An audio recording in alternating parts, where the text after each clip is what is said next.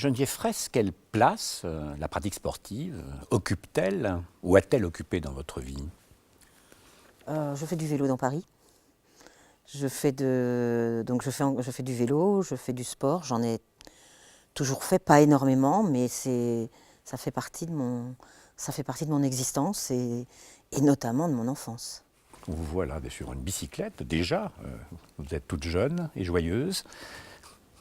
Oui, alors non, là je suis sur la route du Tolonnais, parce qu'on vient de présenter la revue Les Révoltes logiques.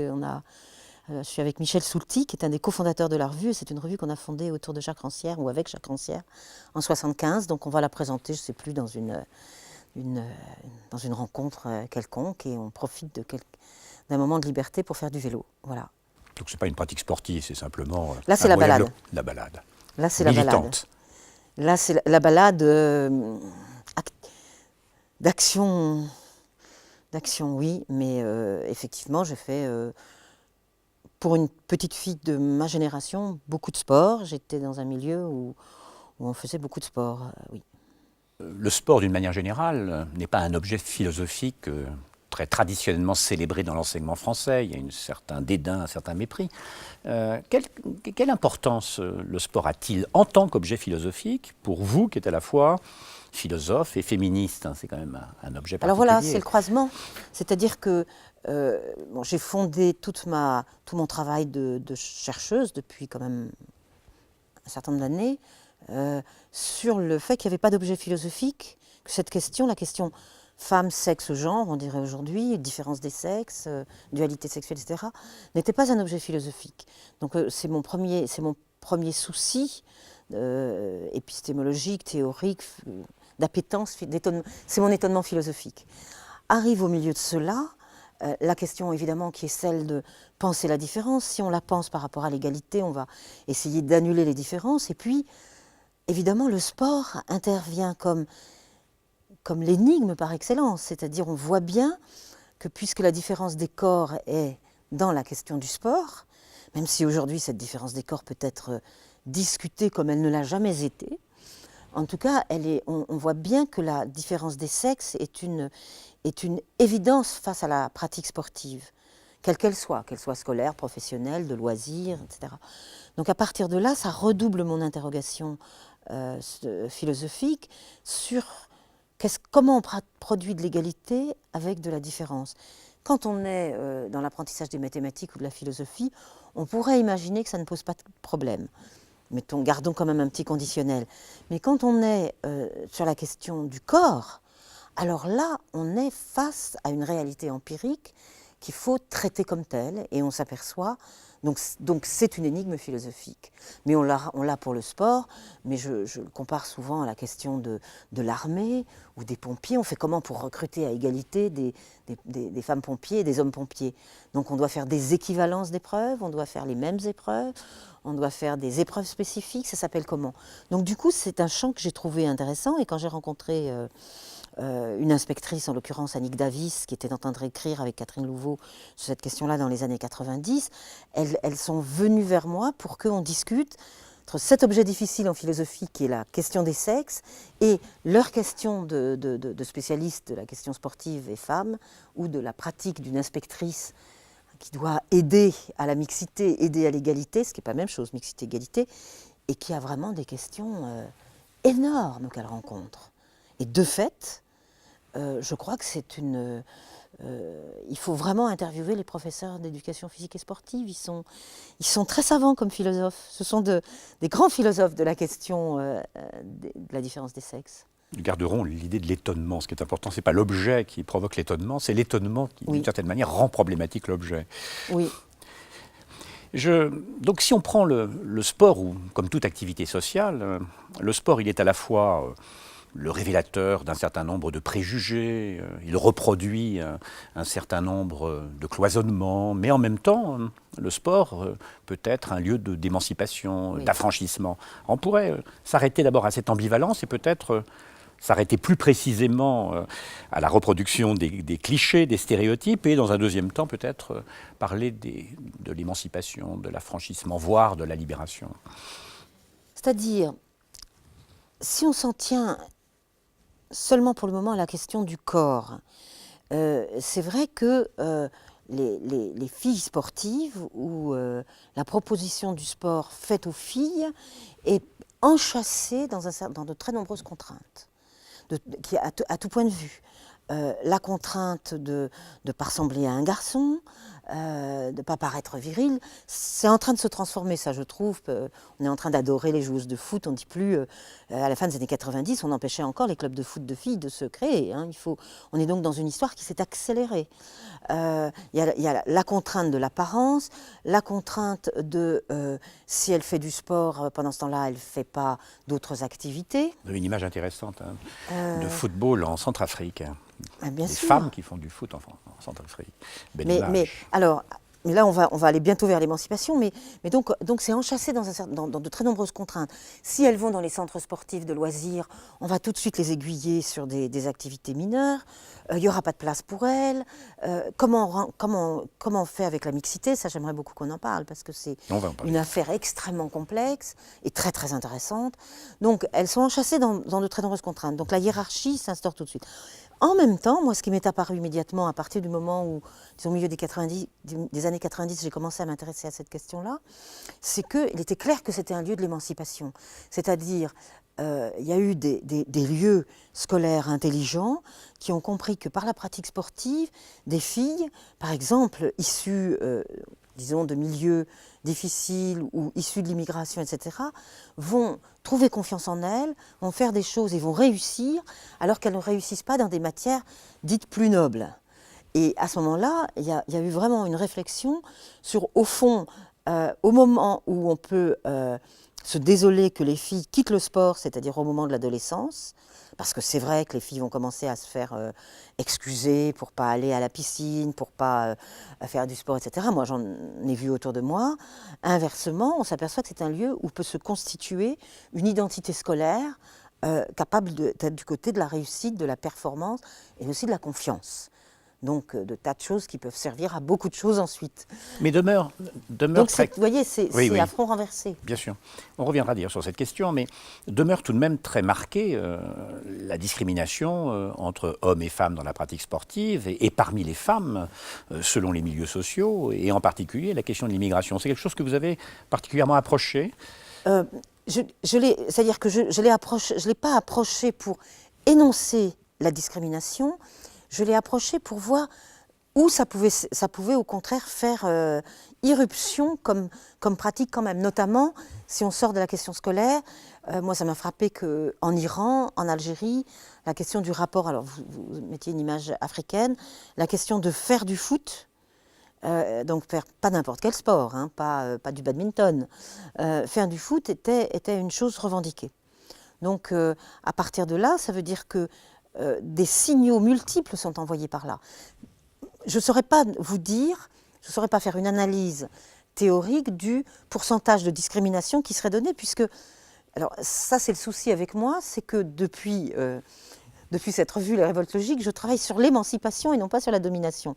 Donc je suis sans cesse en train d'essayer de voir comment fonctionne l'émancipation par rapport à des structures dominantes, plutôt que d'aller énoncer exactement l'état des lieux de la domination. Mais je trouve que c'est un point de vue par rapport à la question femmes et sport important, parce que ça la décale. C'est-à-dire qu'on n'est pas là seulement à déplorer. En revanche, ce qui est sûr, c'est qu'il faut poser des questions. Par exemple, je ne saurais pas répondre à votre question de l'abandon de la pratique sportive des filles à 15 ans à l'école en fonction de l'origine sociale. Je ne peux pas répondre à cette question-là. Parce qu'intervient toute la question aussi du changement, de la transformation des filles, notamment le changement hormonal à l'époque de l'adolescence, et quel est le plus ou moins de liberté suivant les milieux. On risquerait d'avoir des surprises. Hein. C'est une belle image. C'est en Iran. Voilà, vous avez à la fois la marque, la pesanteur sociale et en même temps ce ballon en suspension. Peut-être l'indice, il y a quelque chose qui... je ne sais pas s'il y a de la pesanteur sociale, alors ça, parce qu'il va falloir parler de la question du foulard parce que pour moi, ça a été extrêmement important dans le débat qui est contemporain des années dont je parlais, fin des années 90, qui est contemporain de la discussion d'une éventuelle loi interdisant le port du foulard à l'école. La question pour moi n'a jamais été la question de la religion, mais précisément la question de la pratique sportive. C'est-à-dire si vous portiez le foulard à l'école, alors vous allez nécessairement vous faire dispenser de sport. Donc là, c'est pas que il y aurait des intériorisations, etc. Là, c'est une frontière. Vous ne pouvez pas faire du sport dans les écoles françaises. Si vous portez le foulard, vous ne pouvez pas aller à la piscine, vous ne pouvez pas... Bon, parce que je parle beaucoup de la piscine, mais je crois que c'est un lieu de... La question des règles des filles, qui est un embarras extraordinaire pour la pratique sportive des filles jeunes.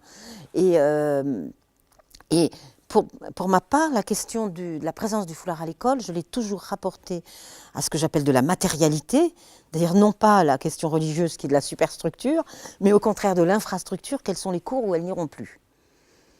Et les cours où elles n'iraient plus, c'était effectivement la pratique sportive, éventuellement la biologie. Donc, mais c'est pour ça que là, cette image dit, je peux être habillée comme ça et pratiquer le foot. Après, et c'est une question extrêmement importante, est-ce que je vais pouvoir pratiquer les sports de... Alors, pratiquer le sport, oui. Pratiquer les sports de haut niveau, est-ce que ça ne va pas être discriminant dans la matérialité même du vêtement? Ça, c'est une question qui m'intéresse. Mais à ce moment-là, je n'ai surtout pas besoin de convoquer la question idéologique, donc religieuse. Mais cette photo, elle n'inspire pas simplement une réflexion d'ailleurs sur le statut de la femme, mais aussi sur un fait qui concerne nos sociétés, le fait que les femmes sont beaucoup moins présentes dans les lieux sportifs institutionnalisés, par exemple dans les associations. Oui, mais alors d'abord, il faut savoir que, je veux dire, Nicolas Barr, qui a été pionnière, n'avait pas le droit de monter un club de football féminin. Donc ça, c'est très récent, qu'on va bien leur faire un peu de place.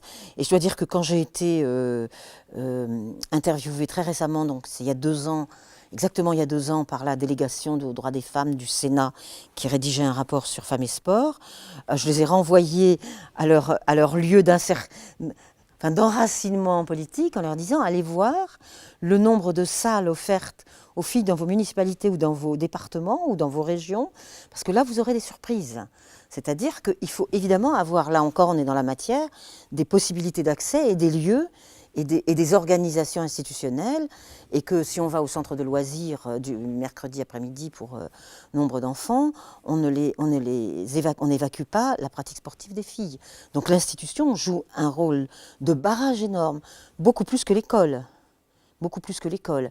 Et là, ce que ça montre aussi, ça montre évidemment le foot, c'est-à-dire des sports qui ont été des sports de transgression. Maintenant, moi, chaque fois que j'entends ma télévision allumée qui me parle de quelque chose qui touche au football féminin, je sursaute et je me dis, mais il y a 15 ans, c'était impossible. Donc j'ai un moment de satisfaction. Mais c'est sans doute encore très, très petit comme accès, on le sait très bien. Puis après, on rentrerait dans la question économique, ce que ça génère comme argent ou pas. Bon, voilà, le fameux droit sportif. D'ailleurs, cette inégalité, en tout cas cette discrimination, ce partage, on peut le repérer dans le rapport à l'espace et le rapport aux valeurs. Les hommes, le sport masculin est beaucoup plus dans des espaces ouverts, célébrant la performance, la force. Les sports féminins sont beaucoup plus dans des espaces fermés, des salles de gym, et célébrant la santé, le loisir, l'esthétisme. Alors, sans aller vers les questions de normalisation du masculin et du féminin, simplement sur la question privée-publique. Alors là, c'est là où pour moi je croisais des objets qui sont les miens, à savoir la généalogie de la démocratie depuis 2 siècles, et le fait que la question du sport, telle que moi j'avais envie de la poser, c'était par rapport à la différence des sexes dans l'histoire de la philosophie, oui, et par rapport à la question démocratique, c'est-à-dire accès à l'égalité et à la liberté, d'autre part. Donc le sport, c'est qui peut se passer ça va avec l'espace public, bien entendu, ça va avec le fait d'être dehors, pas seulement dans les salles, mais aussi dehors, et au fond, bien entendu, à ce moment-là, on le met en parallèle à la difficulté que les femmes ont eue d'avoir accès à l'espace public, on le voit encore aujourd'hui, aussi bien du point de vue des droits, citoyenneté, que du point de vue de la circulation, la rue. Donc que ça soit le vote ou la rue, dans les deux cas, il y a eu une conquête tout à fait progressive, alors de différentes façons, et notamment un point très important est évidemment l'emploi et le travail salarié des femmes qui les a mises dehors et qui en a fait hurler enfin, ça a suscité quand même aussi pas mal de combats et de rejets, et donc de subversion, et donc de pratiques émancipatrices. Donc le sport, c'est un peu un des derniers avatars de la question démocratique aussi. Bon. Ces images que nous voyons là, ce qui est intéressant, c'est que le sport féminin est associé à l'entretien du corps, au loisir, et ça, ce sont tout de même des valeurs, entre guillemets, qui sont davantage réservées aux femmes qu'aux hommes. Oui, mais voyez, vous prenez cette image. Moi, j'ai une association d'idées terribles. C'est que, je vous parlais là démocratie, je vous parlais égalité, citoyenneté, etc. Là, je vois l'image d'une femme qui est à contre-jour, donc ça peut être aussi une image de fin de journée. C'est l'entretien du corps et c'est la prise de risque. C'est-à-dire qu'on a des faits divers sur les crimes, les joggeuses qui se font quand même trucider parce qu'elles sont à 5 minutes de chez elles, mais dans un bout de campagne ou de forêt. Il y en a une récente encore, donc il y en a 2 par an au moins. Donc on ne parle pas des joggeurs qui se font trucider dans les mêmes conditions. Donc là, pourquoi je parle de ça? Parce que autant le vote, c'est comme les mathématiques et la philosophie tout à l'heure, c'est effectivement l'égalité de l'esprit, autant le sport, c'est comment conquérir l'égalité du corps. Et là, donc, on tombe sur la question de la normalisation de ce corps féminin qui devrait séduire, rester beau, etc., etc. Et aussi, tout simplement, ce qui s'appelle la liberté. Est-ce que je peux courir le soir dans la forêt? J'ai pas la réponse, hein, compte tenu de ce que je viens d'associer, c'est-à-dire que la question du corps, c'est la question de la liberté.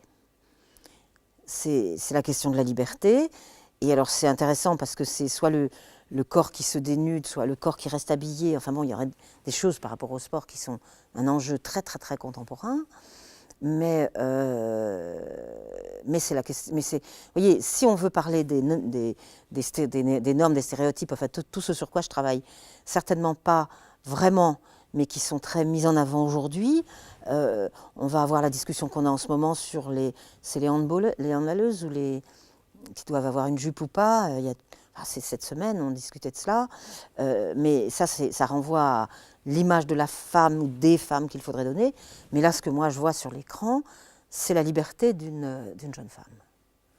Cette liberté qui est néanmoins prise dans un certain nombre de valeurs dominantes. Oui, mais ça, vous le dites. La santé, le plein air, la volonté. Et si sa valeur, c'est d'être aussi libre qu'un être de sexe masculin. Vous voyez, je résiste à votre demande parce que la voyant, si je m'identifie à elle, est-ce que c'est pour rester mince? Est-ce que c'est pour être en bonne santé? Aujourd'hui, on nous explique qu'on aura moins de cancer si on fait plus de sport, par exemple. Vous me direz hommes et femmes, mais bon, là... ou est-ce que c'est simplement... Je suis heureuse de courir. Vous m'avez posé la question du sport et de l'enfance, du sport et de mon enfance. Faire du vélo, quand je fais du vélo dans Paris, j'ai 12 ans et j'ai un moment de bonheur. Je ne pense pas à être en forme, je ne pense pas à rester correcte l'âge avançant, je ne pense à rien de tout ça. J'ai 12 ans et je fais du vélo. Donc peut-être elle a 12 ans et elle court à pied. Et donc, ce n'est même pas la liberté d'une femme accomplie, c'est la liberté que donne le sport dans le rapport à son corps. Quoi.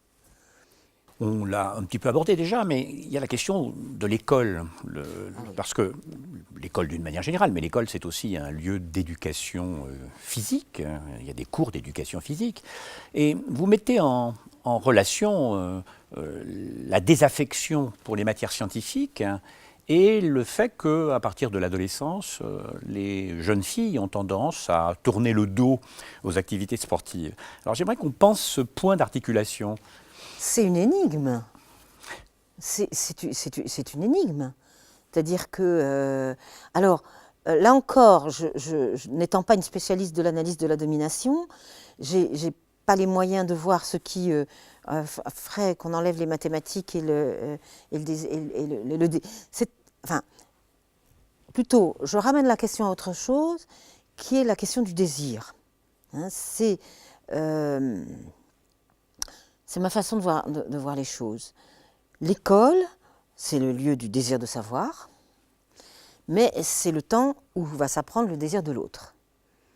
Et j'ai toujours l'idée que ces deux désirs se croisent, à partir, disons, peut-être à l'école primaire, il ne faut pas que je dise trop de bêtises, mais en tout cas sûrement au collège et au lycée. Donc comment tous ces êtres humains, filles et garçons, croisent le double désir d'apprendre et le désir de l'autre. Donc la seule réponse que dans ce cas, moi j'aurais à votre question, en dehors du fait qu'on pourrait aller chercher si c'est les professeurs qui maintiennent les stéréotypes ou si c'est les parents. Et moi, j'ai des anecdotes là-dessus où on sait que ça peut être autant les parents que les professeurs, enfin, toute cette série d'adultes, ou les pères, PAIR, qui vont maintenir si un enfant a envie de faire différemment. Voilà, ça peut être... ces choses-là sont extrêmement difficiles. Ça, c'est l'aspect, disons, normatif. Moi, je me souviens, ils avaient parlé de corde à sauter dans l'école primaire. On achète une corde à sauter. Il y a un parent, copain de mon fils, qui dit « Comment tu fais de la corde à sauter ?» Alors la maîtresse rebondit tout de suite « Mais les boxeurs font de la corde à sauter. » Donc on essaye de régler les histoires d'images et on rentre là dans des complexités d'images incroyables. Il y a ça. Et puis moi, j'ai une autre approche des choses, c'est que fait-on avec ce double désir ? Et comment est-il accompagné, ce double désir ? Ou au contraire, comment est-il inabordable, aussi bien pour les parents que pour les enseignants, vers les enfants. Et quand je disais tout à l'heure que les professeurs d'EPS sont les grands philosophes de la différence des sexes dans l'école, je crois que, à l'inverse, comme on a créé l'école républicaine, et donc démocratique, tant qu'on peut, ou tant que ça se peut, pour que les différences ne soient pas exhibé ni exacerbé. Moi, je portais une blouse quand j'étais petite pour qu'on ne voit pas nos origines sociales. C'est fini tout ça, mais mon père m'expliquait bien que comme ça, on ne ferait pas de différence dans la façon d'être habillé, ou on ne pourrait pas faire la différence d'origine. Donc cette école a été conçue comme ça. Donc les professeurs, j'ai l'impression, ne veulent pas aborder ce piège qui serait: est-ce que je m'occupe de cette affaire entre les filles et les garçons où il y aurait de l'inégalité? Parce que c'est un piège, à ce moment-là, ils vont faire de la différence ou au contraire faire du neutre. Donc, personne n'en parle. Mais les profs de PS, ils sont obligés. Ils sont obligés pour une raison, moi je l'ai observé en ayant des enfants, c'est qu'en 6e on fait le PS ensemble, en 5e on ne le fait plus ensemble. Enfin, ils bricolent, donc non seulement ce sont des philosophes, mais ce sont aussi ceux qui doivent, de façon très pratique, trouver des solutions au coup par coup, suivant chaque année, et d'une activité à l'autre. On les met ensemble, pas ensemble, on les sépare, on leur laisse le choix, parce qu'il faut se toucher quand on fait du sport. Donc on touche le corps de l'autre comment quand on a 13 ans? Donc c'est là où moi j'en reviens. Et alors pour revenir à votre question sur les mathématiques et le sport, moi c'est pas tant les stéréotypes masculins et féminins qui vont m'arrêter, que le fait qu'il faut laisser les garçons gagner. C'est le pouvoir, quoi. Il faut laisser les garçons gagner. C'est-à-dire qu'il va y avoir à un moment des choses auxquelles on renonce pour ne pas perdre la séduction. Mais ça ne passe pas nécessairement par les images stéréotypées, etc. Ça passe par la hiérarchie. C'est-à-dire qu'il y a un rapport de force qui s'instaure, qui est autant celui du pouvoir que de la séduction. Et ça va s'en mêler. Ça va s'en mêler. Donc les pratiques transgressives sont doubles. Est-ce que j'ai le droit d'être forte en maths? Est-ce que j'ai le droit d'être forte en philosophie? Vous enseignez la philosophie. Est-ce que j'ai le droit d'être forte en philosophie, moi, fille? C'est une question que, évidemment, on peut se poser. Et si je suis forte en sport, pareil. Ça peut être comparable. La question, c'est simplement d'être bon dans cette matière. Donc on peut renoncer à une matière parce que ça ne serait pas bien d'être bon. Ce que vous dites tout de même sur les cours d'éducation physique et les professeurs d'éducation physique, c'est très intéressant parce qu'à la fois, c'est une matière dans laquelle on ne veut pas se satisfaire d'un dualisme sommaire. Et d'autre part, c'est un lieu où l'on vit particulièrement l'absence de passerelle entre les savoirs. C'est un lieu où le cloisonnement disciplinaire est très, très, très, très dommageable pour la démarche simplement éducative. C'est-à-dire que, d'abord, c'est une matière qui n'est pas assez valorisée par rapport à, justement, à ces enjeux des autres matières, puisqu'il s'y passe, je vous disais, comment toucher le corps de l'autre quand on est en EPS et qu'on a 13 ans. Donc, il s'y passe quand même quelque chose d'essentiel dans la stratégie éducative d'une école, et personne n'en parle en dehors du cours de PS. Il s'y passe aussi ce fameux pouvoir. Je prends encore là un exemple que je prends souvent qui est très simple, puisque je l'ai observé in vivo. Marathon dans un collège. En 6e, on met les garçons et les filles ensemble. Bon, en gros, on va avoir plus de garçons devant, plus de filles derrière.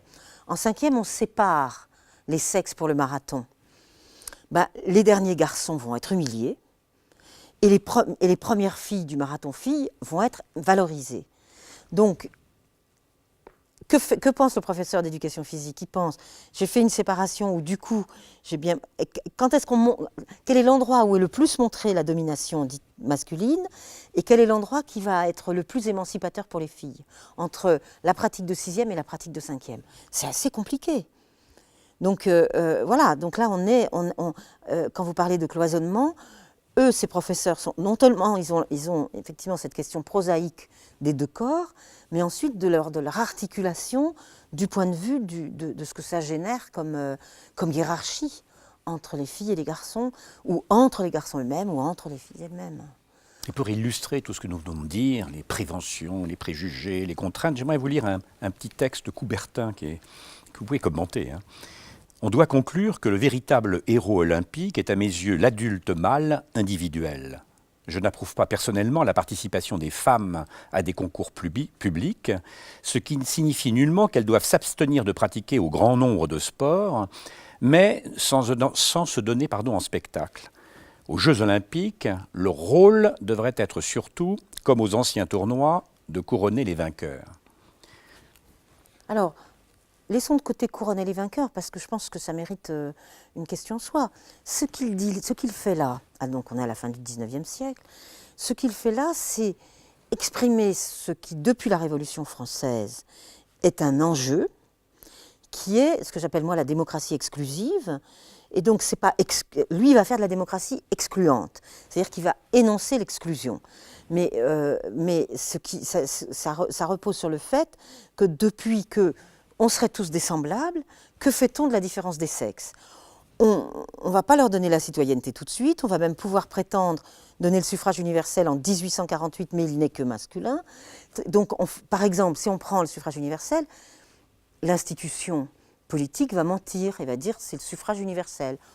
Sauf que ce n'est pas pour deux sexes, mais seulement pour la moitié de la population.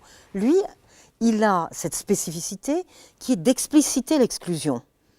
Donc, est-ce que c'est parce que c'est le lieu du sport et que donc on peut un peu plus se laisser aller que quand on serait dans l'énoncé républicain classique, où là, on joue entre oui, c'est pour tout le monde, mais enfin pas pour tout de suite. Je vous rappelle quand même qu'à la même époque, on a beau avoir fait l'enseignement obligatoire pour tout le monde, on a beau avoir fait des lycées pour les garçons et pour les filles ne passent pas le même baccalauréat que les garçons. Il faut même attendre 1924, donc 30 ans après ce que dit Coubertin, pour qu'il y ait une égalité de fin d'études, de baccalauréat entre filles et garçons. C'est avant-hier, 1924. Donc, on est dans... Tout le monde fait pareil, mais en fait, dans la réalité, ce n'est pas tout à fait le cas. Lui, il dit, tout le monde ne fera pas pareil. C'est là où il a cet énoncé explicite de l'exclusion. Alors, après, sur couronner les vainqueurs. Oui. Donc ça, c'est le deuxième point. Couronner les vainqueurs. Là, c'est une belle image, là. Vous avez Athéna Niké en train de couronner l'as de la victoire qui couronne. Alors, c'est quand même un geste assez fort. Oui, alors, il peut être je pense qu'on peut prendre aujourd'hui, nous, au XXIe siècle, deux directions. Il y aurait la direction catastrophique d'aujourd'hui. J'ouvre ma télé et je vois des filles, si possible mignonnes, apporter un bouquet de fleurs au vainqueur. Bon, donc là, c'est quand même l'image maintenant télévisuelle qui ne bouge pas beaucoup. Donc c'est pas très grandiose, mais c'est l'avatar de cette affaire. Hein. C'est une fille bien sexy avec son bouquet de fleurs. On est dans la caricature. Et puis, si on prend des images effectivement qui remontent le temps, bon, il y a l'Antiquité, mais il y a aussi tout simplement comment se fonde la République. La République s'incarne par une image féminine et on a usé et abusé, mais bon, ça fait partie de notre histoire républicaine, de cet emblème féminin de la République. Donc je pense qu'à ce moment-là, Coubertin en tête, évidemment les choses de l'Antiquité, mais aussi le fait que le grand symbole républicain, c'est la Marianne. Donc, et c'est celle qui peut justement porter la couronne aussi. Donc c'est une reprise, disons, démocratisée de l'histoire antique. Mais vous m'avez bien entendu, j'ai commencé par parler de la banalisation un peu vulgaire de ce qui en est fait aujourd'hui sur nos petits écrans. Alors, vous ferez noter aussi, il n'y a pas que les visions, disons les antiques, ou des visions un petit peu symboliques comme celle-ci, mais il y a également un certain nombre de discours qu'on trouve à l'époque, d'ailleurs de Coubertin et après Coubertin, par exemple le corps médical, qui considère que le sport est très mauvais pour les femmes, pour le corps des femmes. On parle même des effets utérins. Mais c'est pas après Coubertin, c'est au lendemain de la Révolution, c'est à la fin du XVIIIe et au début du XIXe. Ça fait partie justement de ceux qui vont aider à énoncer que la démocratie c'est pour tous, mais enfin d'abord pour quelques-uns. Hein, c'est ça l'exclusif. C'était très simple, vous prenez de Roussel à Viret, pour prendre les noms des médecins philosophes de l'époque, de la fin du XVIIIe au quasi milieu du XIXe. En gros, si vous voulez, l'activité utérine est inversement proportionnelle, là c'est à l'activité du cerveau. Donc, à partir du moment où on a expliqué que, en gros, l'activité utérine en général est inversement proportionnelle à toute autre activité. Alors là, il s'agit d'une activité physique, mais ça a commencé d'abord par l'inversion avec le cerveau. Donc on ne peut pas tout faire. Hein. Donc voilà, et ça, alors là, mais si vous voulez, on n'a pas besoin. C'est une constante renforcée par la peur que l'égalité se réalise. Tant que vous êtes sous l'Ancien Régime, d'une certaine façon, on n'est plus tranquille. Parce qu'il n'y a pas de menace. Mais si vous êtes en démocratie, la menace est beaucoup plus grande, qu'il y ait des preuves que l'égalité est possible, ou qu'il y ait des mécanismes de l'égalité qui se mettent en route. Donc il y a une surabondance de discours comme ça, de la part de gens très célèbres, et de la part de... Une femme est faite pour faire des enfants, c'est Joseph de Maistre à sa fille. Enfin bon, on a abondance de discours sur tout le 19e, et d'ailleurs... Aujourd'hui encore, si on gratte bien, on en retrouve et ils reviennent bien sûr.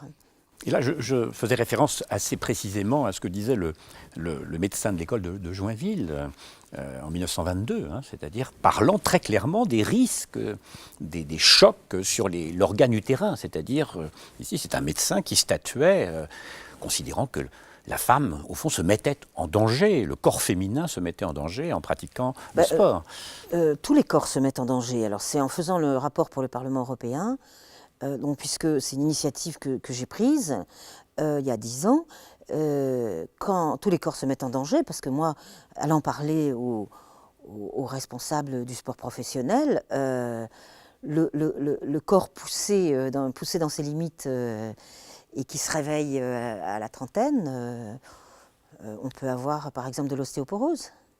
Donc j'ai mesuré, et tout le monde me l'a raconté, la violence de ce qu'est le sport au titre du sport professionnel. Voilà. Maintenant, donc, puisque vous disiez que c'était le médecin de Joinville, donc on était passé à la question du professionnel. Mais là, les corps des hommes sont tout aussi abîmés par l'entraînement du sport de haut niveau que des corps de femmes. Mais c'est clair que les corps sont abîmés. Lors des Jeux Olympiques d'Amsterdam en 1928, il y a une image ici, l'épreuve du 800 mètres, on a considéré que c'était tellement violent pour les femmes que cette compétition a été suspendue jusqu'en 1960. Ben, ça m'étonne. Mais la résistance... Alors, là, on est passé de l'école au sport professionnel hein, dans notre discussion. Donc les enjeux égalitaires ne sont plus les mêmes. C'est-à-dire, vous savez, quand je dis les enjeux égalitaires, de quelle menace s'agit-il? Je me souviendrai toujours de ce joueur de tennis, là, il y a une quinzaine ou une vingtaine d'années, qui a dit « Ah bon, les joueuses de tennis veulent être payées autant que nous? Bon, ben alors je les prends sur le court, on va voir. » Hein, donc là, on pourrait rentrer dans la question, est-ce que tout sport doit devenir mixte? Qui est une des questions qui est posée aujourd'hui dans des revendications. Donc, si vous voulez, en passant au sport professionnel, toutes sortes d'enjeux sont mis en lumière. Ce ne sont pas seulement les enjeux de l'égalité, il y a toujours les enjeux de l'égalité, mais aussi il y a des enjeux qui toucheraient à des enjeux de pouvoir divers et variés, quoi. Soit public, soit économique, soit... Donc là, la forêt est plus touffue, mais moi j'avais été très frappée par ce joueur de tennis. C'est-à-dire que, de toute façon, elles sont moins fortes que nous, elles ne vont quand même pas être payées comme nous. Là, je ne sais pas où ça en est, mais je pense que ça a oui, monté mais un on va peu revenir sur cette question ça a monté un petit peu après. le salaire des joueuses. Mais c'est une remarque aussi que vous faites, je crois que c'est peut-être dans le rapport de 2003, la distribution des hommes et des femmes dans l'activité sportive semble être un peu en homologie avec la division du travail, avec la division sociale du travail. Alors, le sport serait au fond sexué comme l'est le travail. Je ne suis pas sûre. Ce qui apparaît, c'est que la question serait celle du mélange. La séparation des sexes est extrêmement importante. Ce n'est pas la naturalité des deux sexes. Moi, j'emploie une autre formule qui ne renvoie pas à la question nature-culture, c'est l'évidence empirique des deux sexes. C'est-à-dire, c'est comme si je suis dans la rue où on va pouvoir, la plupart du temps, identifier le sexe de telle ou telle personne. Donc le sport partirait du fait de la dualité des sexes. Si vous prenez la question de l'emploi, la dualité des sexes n'est plus du tout évidente pour un certain nombre d'emplois. Ça l'était certainement plus évidemment au XIXe siècle que ça ne l'est aujourd'hui. Où il y avait ce slogan d'un ministère il y a une vingtaine d'années qui m'avait toujours beaucoup plu, du ministère des droits des femmes de l'époque, qui disait « c'est technique, c'est pour elles ». Donc qui essayait de casser cette séparation spontanée qui serait de la représentation empirique. Donc sur le sport, on dirait, bah oui, c'est une évidence. On va revenir sur cette question du genre, mais là on a surtout insisté sur le sport comme en miroir des préjugés, des cloisonnements d'une société, des présupposés. On pourrait peut-être insister maintenant sur le sport comme lieu d'émancipation. Vous avez parlé vraiment du sport comme lié aux valeurs démocratiques. J'aimerais qu'on insiste sur cela. Voilà. Alors, c'est un petit peu ce que je cherche à faire en réinjectant le mot égalité et le mot liberté depuis tout à l'heure. Que se joue-t-il de l'égalité ? Donc comment je fais de l'égalité avec la différence des corps? C'est plus compliqué que quand je fais de l'égalité dans d'autres endroits de la société, voter ou apprendre les mathématiques. Comment je fais est-ce que le sport représente de la liberté? Donc c'est égalité, liberté, espace public et compétition, donc performance, et c'est là où la question du pouvoir, de la restructuration du pouvoir se pose toujours.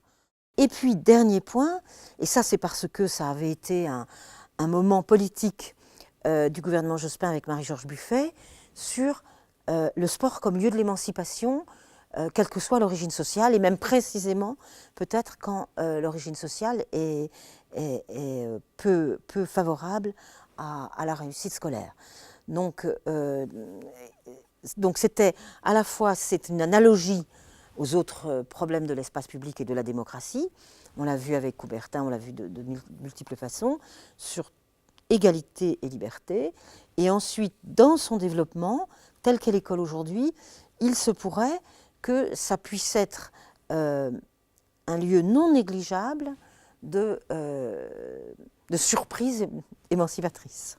Alors là, on se place du point de vue déjà de l'histoire, des idées, des institutions. Mais il y a des figures, on peut s'arrêter à quelques figures très fortes symboliquement. Alice Milia, par exemple, dont nous voyons ici une photo, qui est une figure très, très intéressante dans cette histoire de l'émancipation presque institutionnelle du sport et du groupe lorsqu'elle a fondé Femina Sport, par exemple. C'est une figure qui vous semble importante dans ce Mais mouvement.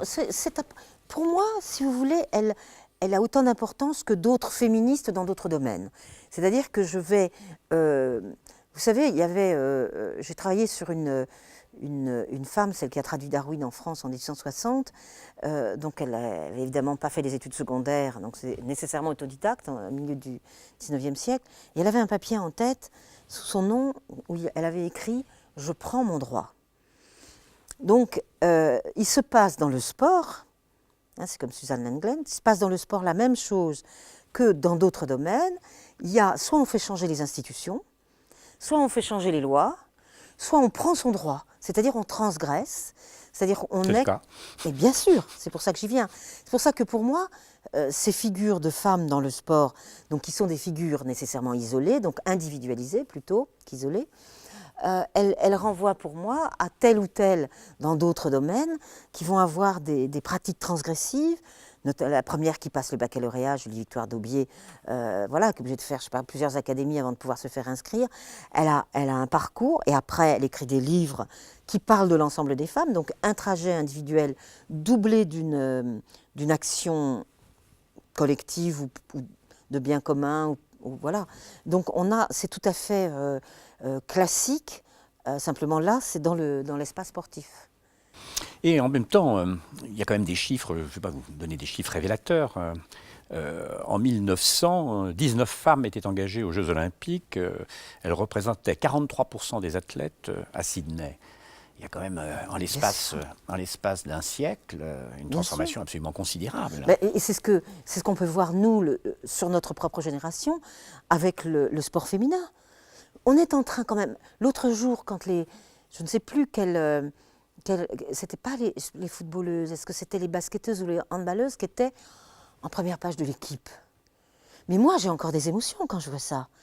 Enfin, je ne suis pas lectrice de l'équipe, mais j'ai appris par la radio que, dans la revue de presse, que la première page de l'équipe, c'était donc un sport et qui est un sport d'équipe, donc les sports considérés comme souvent quand même plus masculins, ou surtout plus mis en avant par les médias, par les grands médias. Et moi, j'ai de l'émotion parce que je sais très très bien que c'était impensable. Donc le temps de ma génération, c'était impensable il y a 3 décennies, ou même 2 décennies. Donc il y a des accélérations, mais donc vous le faites sur l'ensemble du XXe siècle, et c'est vrai que c'est important. Elles vont être effectivement autorisées à participer aux Jeux Olympiques, malgré la déclaration, parce que, voilà, il faut...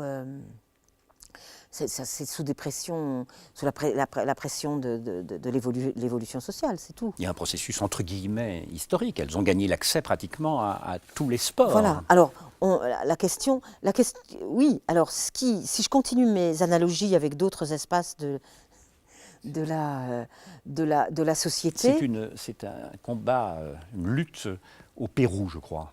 Ah, elle est magnifique. Mais c'est vrai que je fais des analogies avec les autres espaces sociaux, démocratiques, etc. Mais il y a des normes. Et maintenant, ce qui serait intéressant, c'est évidemment de passer au spécifique.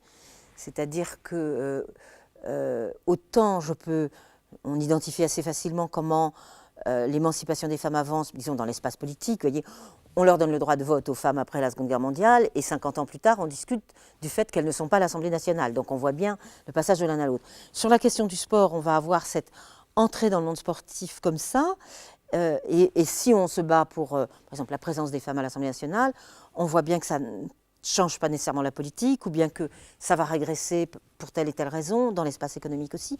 Alors quelle serait la spécificité de la question sportive ? Est-ce qu'on va faire régresser la pratique des femmes, parce qu'il faut réassurer la hiérarchie quand même des pouvoirs entre les hommes et les femmes, dans le bon sens, c'est-à-dire dans le sens traditionnel, classique et ancestral, ou bien est-ce que ça va être un lieu où de nouvelles questions sont posées ? Et notamment, évidemment, à travers le corps, de savoir si cette séparation entre les sports, il y aurait est-ce qu'on fera un jour un football mixte ? Un football donc, où les corps sont mélangés, ça c'est une question qu'on ne peut pas retrouver de la même façon si on parle de l'Assemblée nationale.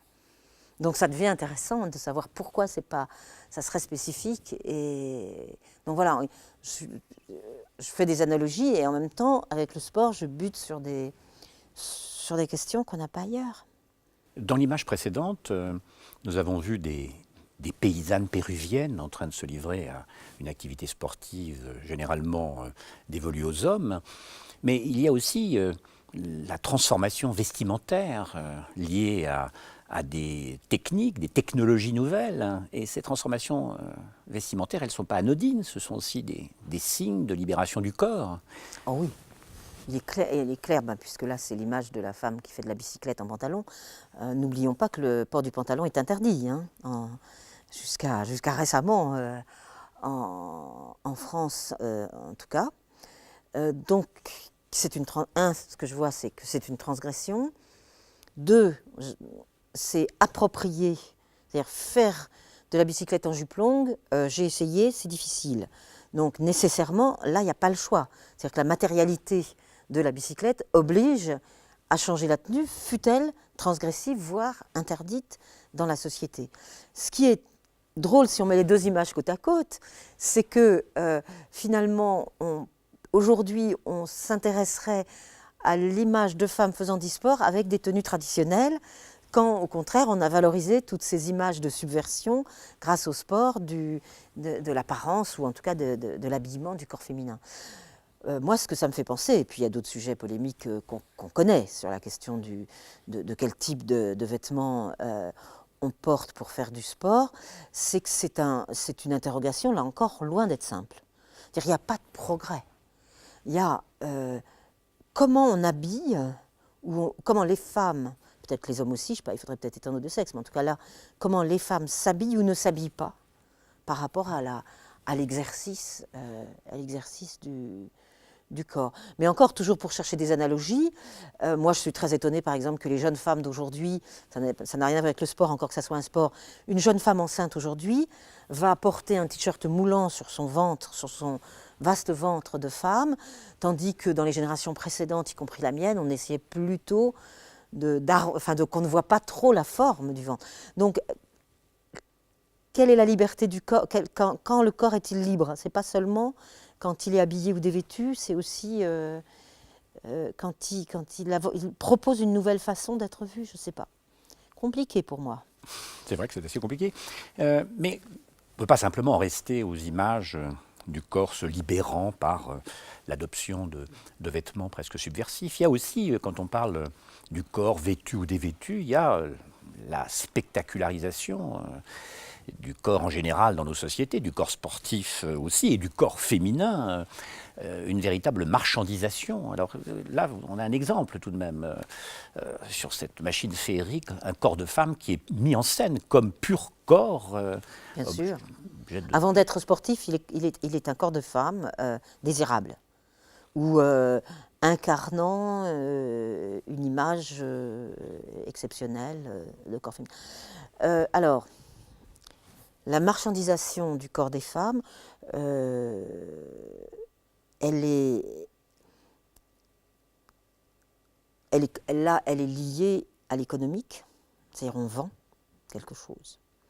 D'ailleurs, on vend aussi la prostitution avec les Jeux Olympiques, hein, puisque il y a assez de protestations pour dénoncer les bordels et la prostitution. En Allemagne, il y avait eu une affaire de ce genre. En Allemagne, mais aussi à Athènes.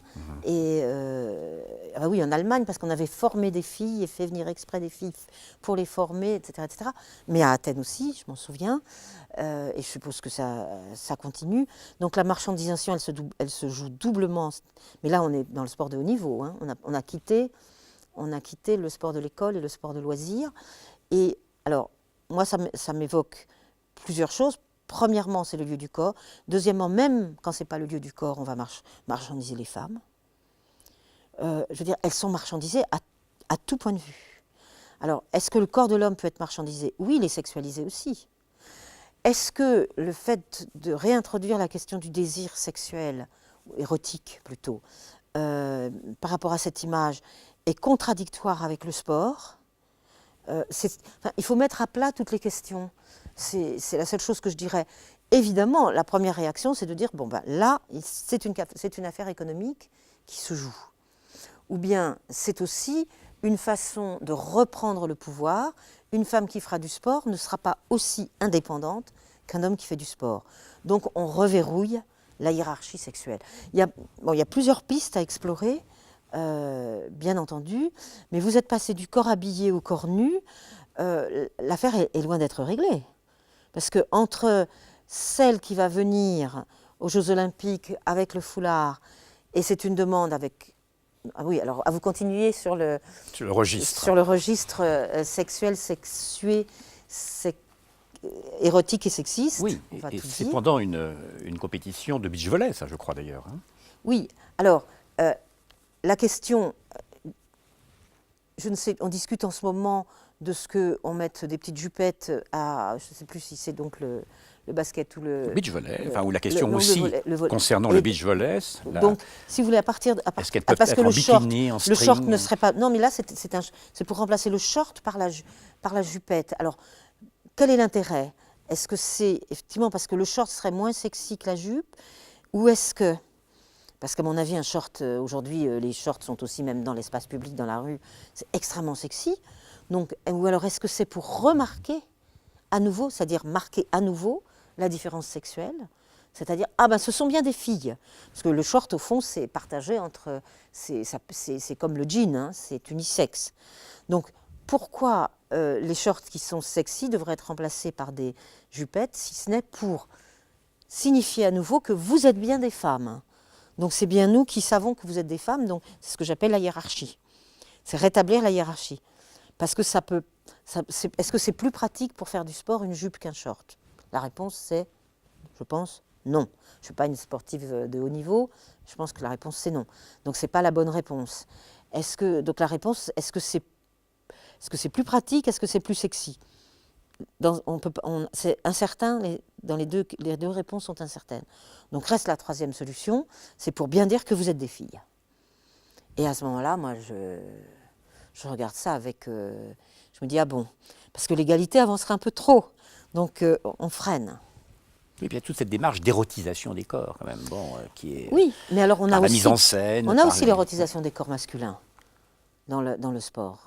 Bon, il y a un peu de marchandisation, 1000 fois moins, bien entendu. De toute façon, que les femmes soient une monnaie d'échange, c'est ce que moi je raconte comme philosophe par ailleurs, et bien au-delà de la question du sport, c'est que c'est pas parce qu'une femme devient sujet qu'elle cesse d'être un objet.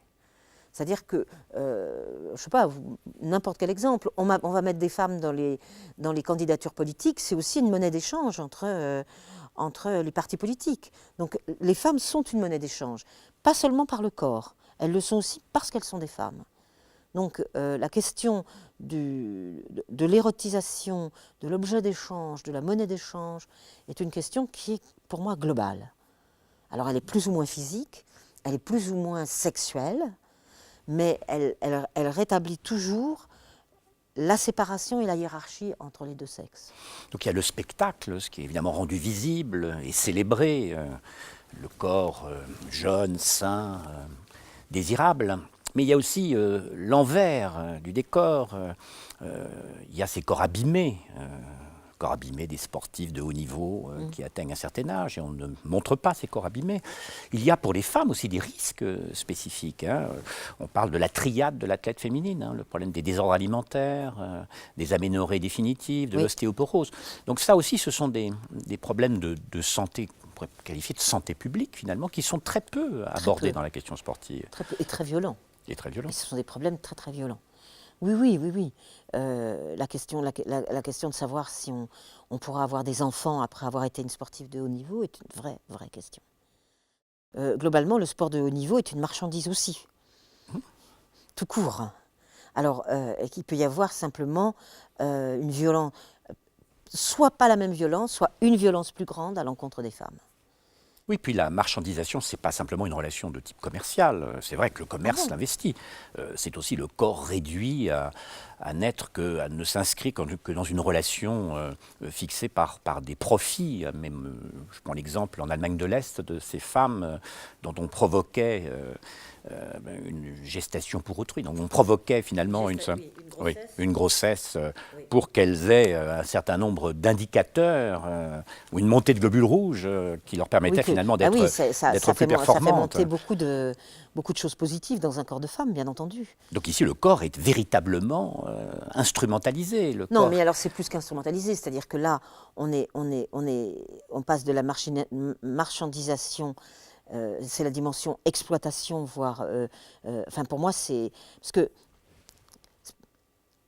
il faudrait vraiment distinguer tous les niveaux où on peut se servir du corps des femmes à des fins qui sont autres que là, on ne va pas faire du Kant, mais qui sont autres que la finalité de la personne elle-même.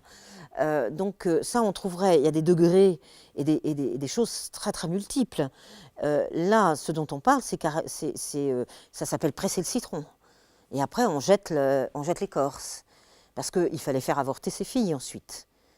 Donc ce n'était pas des gestations qui allaient jusqu'au bout, puisque c'était juste pour qu'elles soient en état de. Donc ça, c'est de la destruction. C'est même plus de la marchandisation.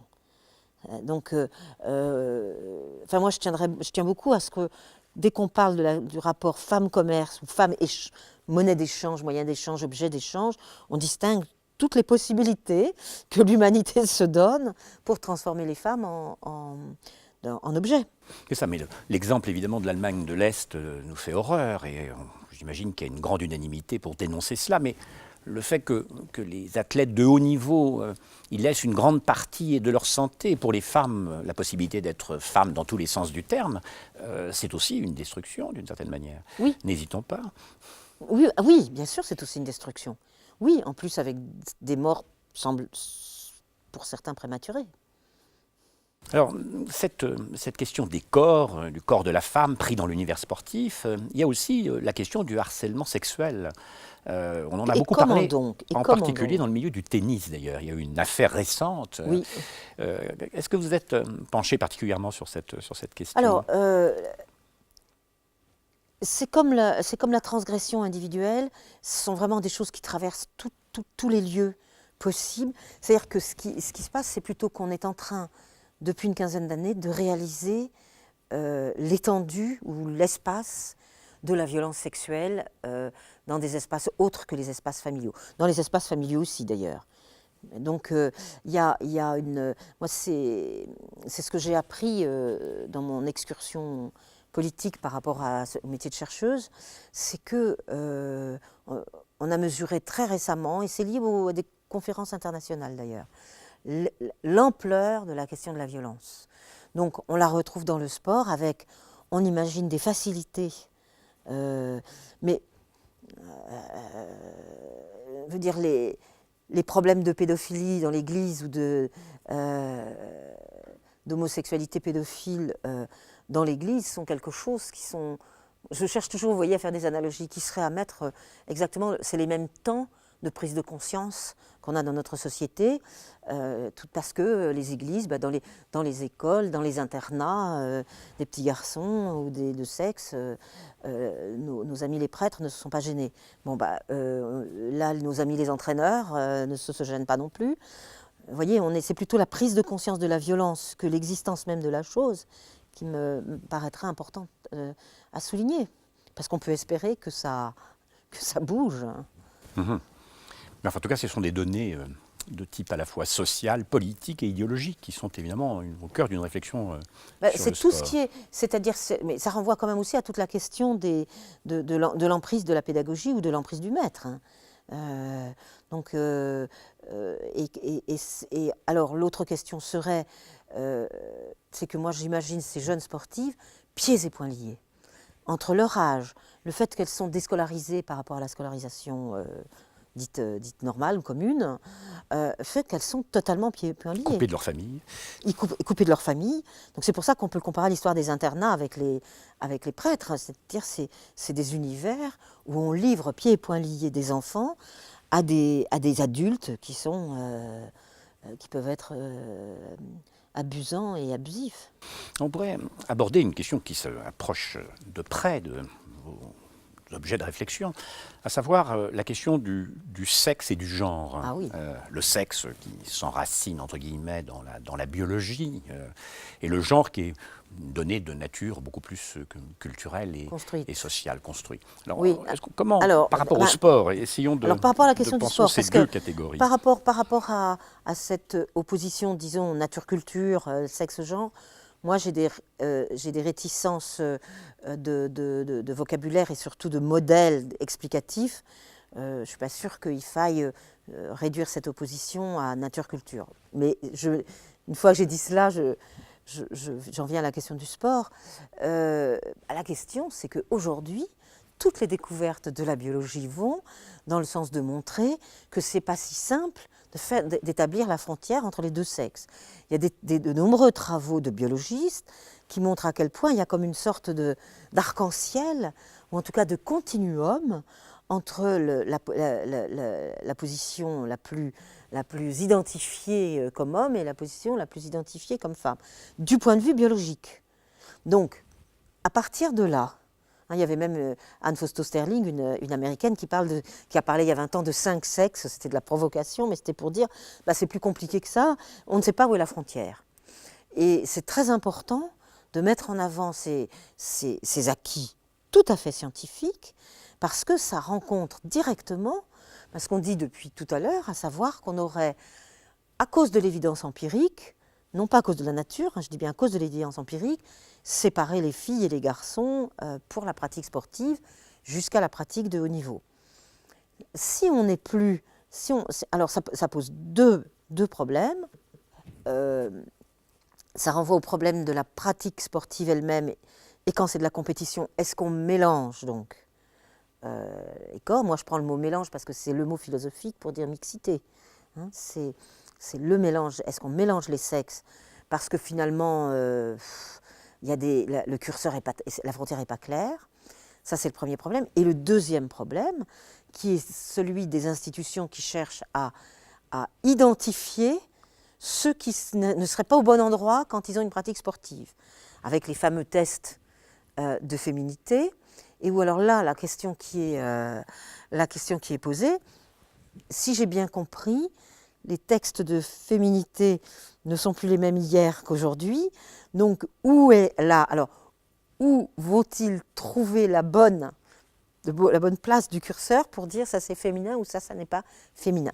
Il semble que ça soit nettement plus compliqué que ce qu'on croyait. Donc, à partir de là, donc, vous voyez, il y a ces deux problèmes. Est-ce qu'on rend mixte les sports, et est-ce qu'on prend à bras-le-corps la question qui est de la difficulté à identifier clairement un certain nombre de personnes, et dans ce cas, est-ce que le sport s'ouvre à une réflexion sur cette difficulté, mais qui pourrait aussi être vécue comme quelque chose qui donnerait de la liberté.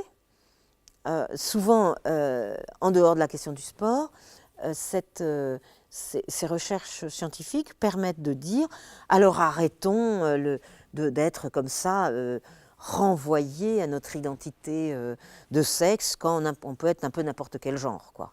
Et ça dans pose la un problème. société. Oui, la façon dont vous posez ce choix, enfin cette alternative entre d'un côté faire sauter au fond les catégories sexuées C'est la question qui est posée. Et de l'autre au cas par cas. Comment déterminer tout cela? C'est pas très oui, facile. parce que effectivement, expliquez-nous.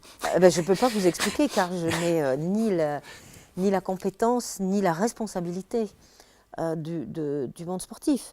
Mais comme nous venons juste de parler du vêtement, et que j'ai tenté de dire que ces débats sur le vêtement, que ce soit celui du foulard d'un côté ou de la jupette de l'autre, c'est à chaque fois un marquage sexué. Donc, moi, c'est ça qui m'importe. Donc, c'est pas seulement la question de la religion d'un côté et puis de l'érotisme débridé de l'autre, qu'il faudra absolument maintenir tout le temps, pour y gagner des tas de choses différentes, diverses et variées. Mais c'est parce que moi, j'ai été très frappée, il y a de ça déjà quand même pas mal de temps, que le foulard est revenu dans un débat Occident, anciens pays coloniaux notamment, au moment où tout le monde commençait à porter le jean, quoi. C'est-à-dire au moment où l'unisexe... Moi, je n'avais pas le droit de porter des pantalons en dehors de l'hiver au lycée où j'étais. Donc, en l'espace d'une génération, le jean est devenu éventuellement même un uniforme ou même un costume de ville, etc., etc. Donc c'est à ce moment-là qu'on fait du remarquage sexué. Dans le sport, moi je suis frappée quand même de cette envie de marquer les sexes au moment où précisément des questions complexes nous adviennent et sont pertinentes et sont intéressantes.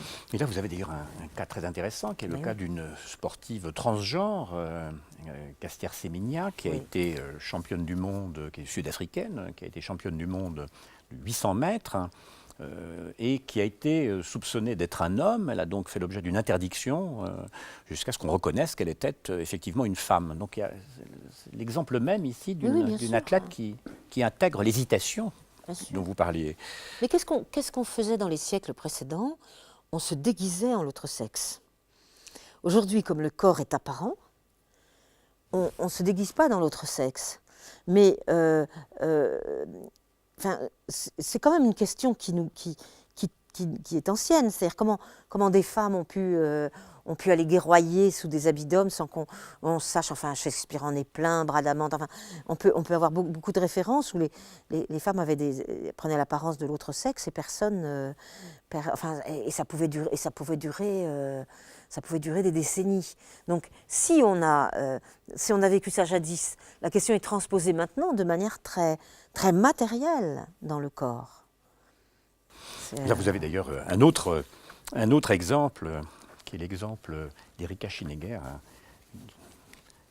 descente de ski, skieuse qui s'est avérée finalement être un homme. Donc on s'aperçoit qu'il y a toujours cette... Mais le c'est avéré, quand vous employez l'expression c'est avéré, la question que moi, de ce que mon ignorance a compris, c'est que les curseurs scientifiques sont mobiles. Donc la décision de c'est un homme, c'est une femme, il y a 10 ans ou aujourd'hui, ne sont plus tout à fait les mêmes.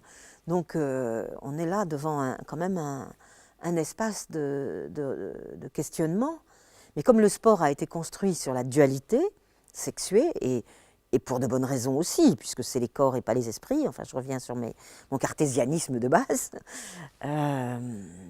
Oui, c'est ça, c'est-à-dire entre l'appartenance objective à un sexe et déjà se reconnaître dans une sexualité, entre guillemets.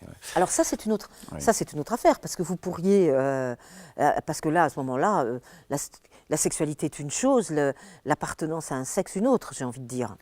Ça, c'est l'héritage freudien de ce point de vue-là nous est fort utile. C'est ce que j'appelle dissocier les êtres des qualités, quoi. C'est-à-dire vous pouvez être identifié comme sexe féminin et en fait être complètement un homme en vous, et y compris, je veux dire, sexuellement ou imaginairement. Enfin, je veux dire, tout ça est quand même brassé depuis longtemps. Ce qui ne l'est pas, ce qui ne l'était pas, c'était la question biologique. Donc, de ce point de vue-là, elle est pertinente, mais extrêmement compliquée. Parce que si vous mettez des hommes et des femmes à la tête d'une entreprise ou pour faire une course, ou pour être à l'Assemblée nationale, on n'aura pas de souci. On pourra de façon sexiste s'amuser si une députée met une robe de couleur. Voilà, tout ça, on est dans le superfétatoire, hein, même s'il est violent, comme misogynie ou sexisme, etc. Mais là, on est au cœur même de la pratique. C'est que la question de la différenciation sexuelle que nous abordons, elle montre à la fois la difficulté presque conceptuelle. Elle pose aussi le problème, quand on parle de différenciation, se pose le problème de l'indifférenciation.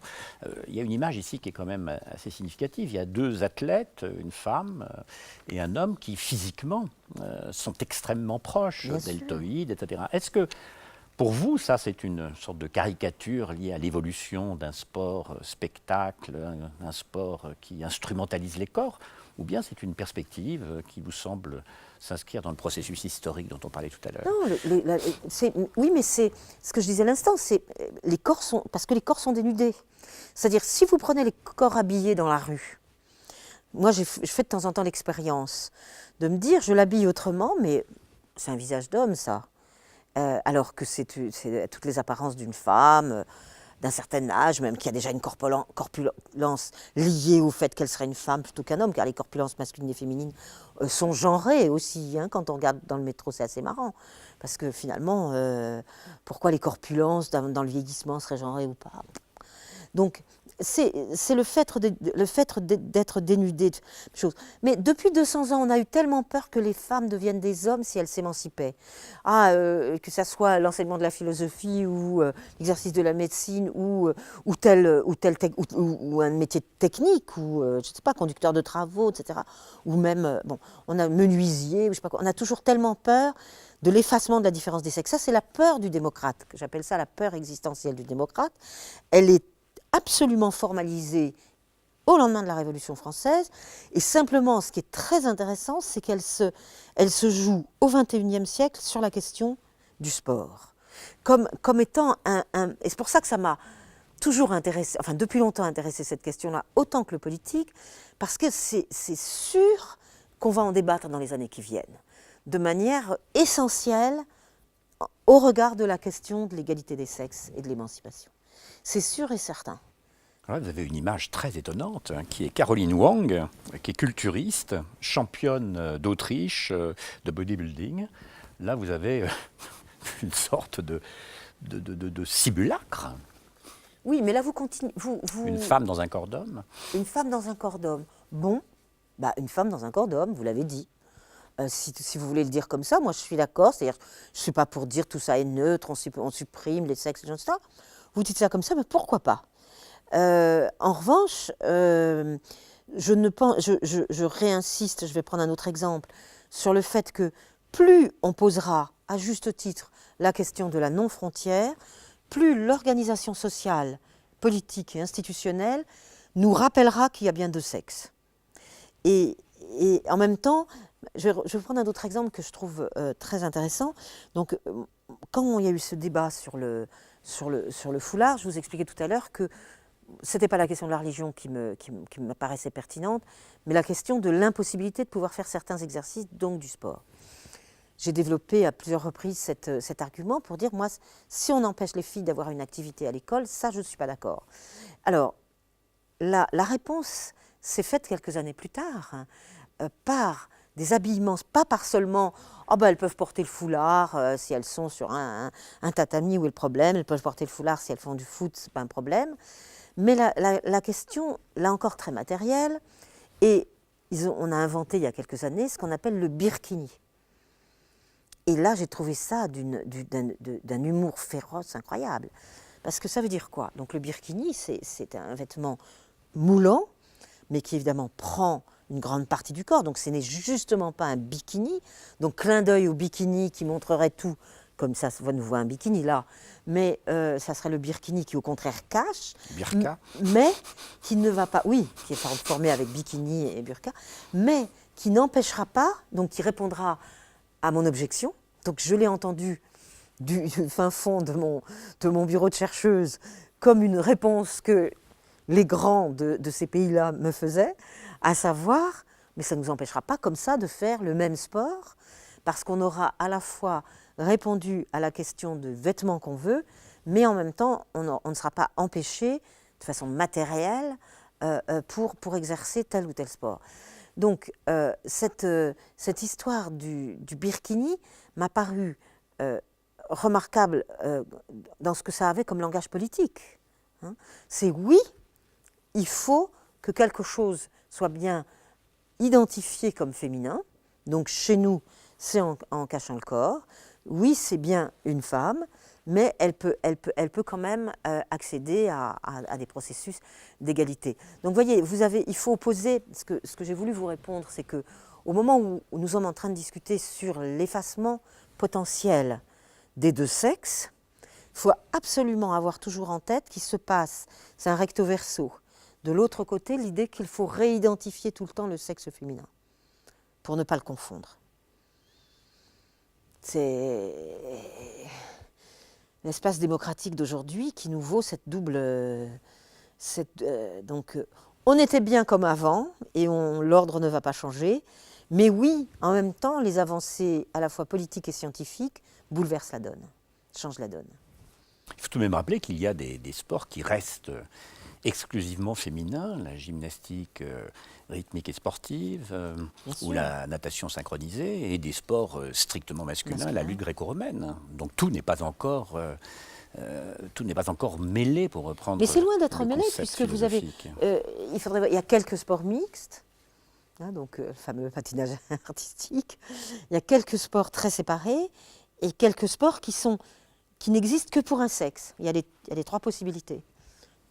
Mais serait-ce un progrès, par exemple, entre guillemets, le mot progrès est un mot ambigu, mais serait-ce un progrès, par exemple, que les hommes participent à des compétitions de gymnastique rythmique et sportive, ou à la natation synchronisée, et inversement, ici vous avez une image que les femmes, là c'est de la boxe, mais que les Alors vous posez la question du progrès, moi je ne connais pas ce mot-là. Je veux dire, Mais il existe dans notre langue. je connais le mot égalité.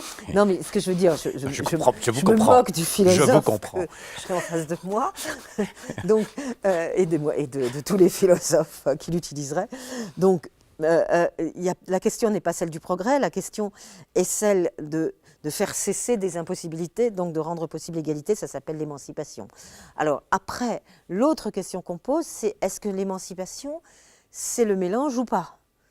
Et c'est franchement, nous n'avons pas la réponse à cette question-là.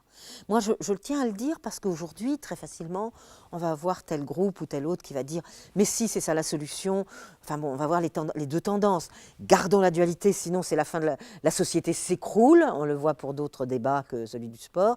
Ou mélangeons tout et il n'y aura plus de problème. Je crois que ma circonspection, moi j'aime bien poser toutes les questions avant de donner quelques réponses, et je ne sais pas ce qui va se passer autour de tout ça. Ce qui est sûr, c'est que là, ce qui est montré, c'est une proposition virtuelle ou possible d'égalité. Alors, est-ce que c'est cette égalité qui va avoir lieu, qui va plaire, qui va rester minoritaire, donc qui peut exister comme minoritaire sans être majoritaire. Enfin, le problème là, c'est pour ça que mes lecteurs, pour moi, c'est les mots égalité, liberté, c'est pas le mot progrès. D'autant qu'on sait très très bien, vous comme moi, qu'un progrès peut se retourner en son contraire. Donc, Mais lorsque je vous parle ici de progrès, je pensais simplement, la boxe, comme vous le savez, c'est un sport extrêmement dangereux. Regardez le crâne de la femme, regardez cette femme qui a le visage tuméfié, les effets par exemple sur le cerveau, beaucoup de boxeurs deviennent épileptiques. oui. Est-ce qu'on peut considérer comme ça que ça serait bien que les filles aussi. Non, ce qui serait bien peut-être, c'est de se poser la question sur ce sport avant de savoir si le fait que les femmes puissent y accéder est une bonne chose. Oui, alors vous savez, il y a un très bon exemple qui va dans le sens de ce que vous dites, c'était la question du débat sur le travail de nuit. Est-ce qu'on autorise le travail de nuit pour tout le monde ou bien est-ce qu'on l'interdit pour tout le monde, excepté effectivement les hôpitaux, etc. Donc c'est la même chose, c'est-à-dire qu'on pourrait en profiter grâce à l'émancipation des femmes pour mettre en cause des violences. C'est ça que vous voulez dire? Bah oui, bien entendu. Donc il n'y a pas que Millennium, il n'y a pas que le film de cette jeune femme qui veut faire de la boxe, c'est Millennium Baby, non? Très bien. Qui est un film absolument extraordinaire, où là, c'est bien une trajectoire d'émancipation, de liberté, et en plus extrêmement pensée. Enfin, parce qu'on n'a pas parlé de ça, on parle du corps, mais ça pense, hein, ça pense tout ça. Et donc là, la question que vous posez, c'est est-ce que l'égalité des sexes avançant, certaines choses dans nos sociétés pourraient être mises en cause grâce à cela? Nous chassons de notre vocabulaire le progrès, qui a toujours un regret, c'était bien ça le sens de votre... et nous y sommes. Mais c'était bien ça le sens de votre question. Oui, bien sûr. Et il y a puisqu'on parle de mixité, on a abordé la question de la mixité, il y a des sports mixtes, que sont par exemple la voile, le rallye automobile, l'équitation. Et ce qui est intéressant, c'est qu'ils sont toujours, d'une certaine manière, en rapport avec quelque chose d'extérieur, une sorte de médiation, que ce soit la machine, la voiture, le bateau, ou que ce soit l'animal. Donc il y a quelque chose d'ici, la mixité est liée à la présence d'une médiation. Ah oui, je trouve ça très intéressant. Oui. Mais je n'ai jamais réfléchi à ça, mais c'est vrai, c'est absolument. Oui. Comme si du coup, le corps avait moins de visibilité ou moins d'importance et pouvait être plus une fonction qu'une identité, quoi. C'est ça, c'est comme si le corps était vraiment une sorte de dépendance de la, Oui, de la oui. machine. Et puis du coup, c'est pas seulement l'identité de la personne qui est en jeu, oui, mais du voilier. On retrouve votre interrogation presque centrale, enfin, pivot, à savoir comment fabrique-t-on de l'égalité à partir de la différence sexuelle en particulier. Enfin, toute notre conversation, au fond, tourne autour de cette question. Oui, alors cette question, quand on oppose l'égalité à la différence, je m'agace, cela m'agace. Quand on comprend que l'égalité, elle se joue soit par rapport à la similitude, au semblable, soit par rapport à la différence, je commence à être très intéressée parce que, précisément, on revient à notre point de départ, quand c'est l'égalité face à là où nous sommes des semblables, quand nous apprenons à lire et à écrire, et tandis qu'avec le sport, on est nécessairement renvoyé à cette question-là. Donc on ne peut pas l'évacuer simplement, et peut-être c'est ça le grand...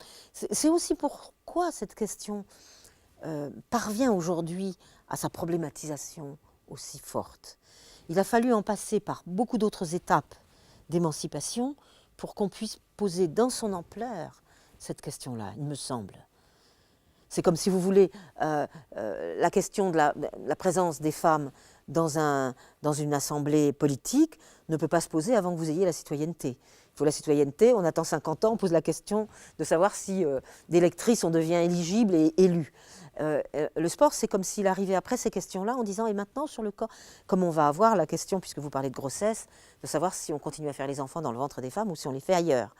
Le XXIe siècle va affronter cette question dans sa crudité et sa violence de façon incroyable.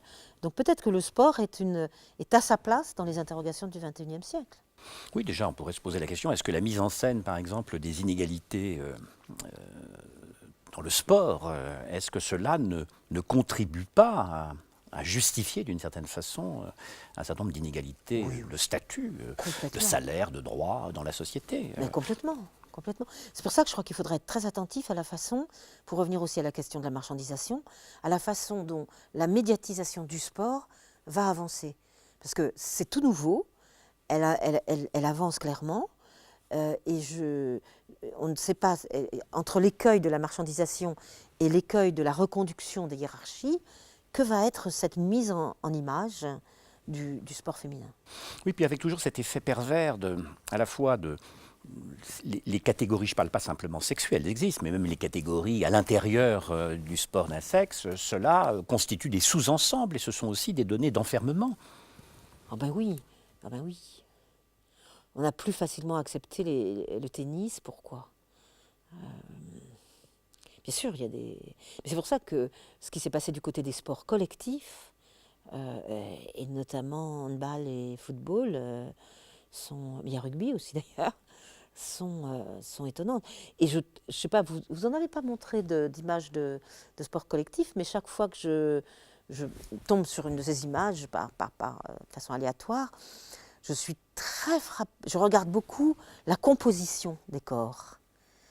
Et c'est assez beau, hein, parce qu'on n'a pas parlé de la beauté des images du sport, mais je trouve que les sports collectifs féminins donnent de très belles images de corps sportifs. C'est vrai, mais avec un fait tout de même, c'est que... Et là, on n'est pas dans le sexy des strings de tout à l'heure. Non, c'est vrai, mais l'homme le plus rapide du monde, dans les médias, occulte la femme la plus rapide du monde. Il reste quelque chose... non, mais ça, c'est autre chose. Oui. Ça, c'est... Non, oui, non, mais ça, c'est... Ça, alors là... Là, c'est dans tous les domaines, cher monsieur. Je suis avertie. Et en termes démocratiques, puisque vous avez parlé tout à l'heure de la valeur démocratique du sport, la question de l'égalité des chances, par exemple, qu'est-ce que ça veut dire l'égalité des chances dans le sport, étant donné les dispositions physiques, étant donné un certain nombre de choses. Comment penser à la fois l'exigence d'égalité et puis des corps différents, et puis rapporter un sport dont les normes sont bien évidemment la performance, le dépassement de soi. Mais à l'école, c'est pas seulement la performance, le sport. Je dirais même l'avantage de l'EPS, c'est que, contrairement à certaines disciplines où des professeurs peuvent oublier, disons, l'aspect ludique ou l'aspect jouissif de l'apprentissage d'un savoir, hein, et où ne compte plus que la performance, je dirais que dans le sport, il y a nécessairement plusieurs autres dimensions que celle de la performance qui sont offertes aux enfants. Donc, encore une fois, je considère que... Et je dirais même que,